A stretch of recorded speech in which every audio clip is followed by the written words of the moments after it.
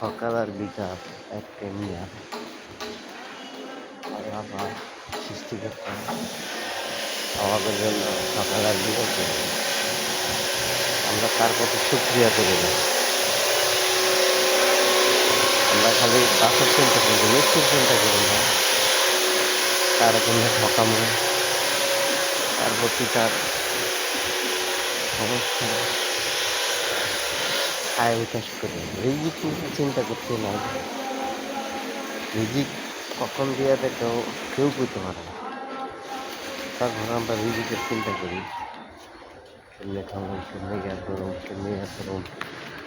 আয় বিকাশ করি সবসময়। আয় বিকাশ তার আমাদের জীবন না, আমার জীবন শুক্রিয়া করি।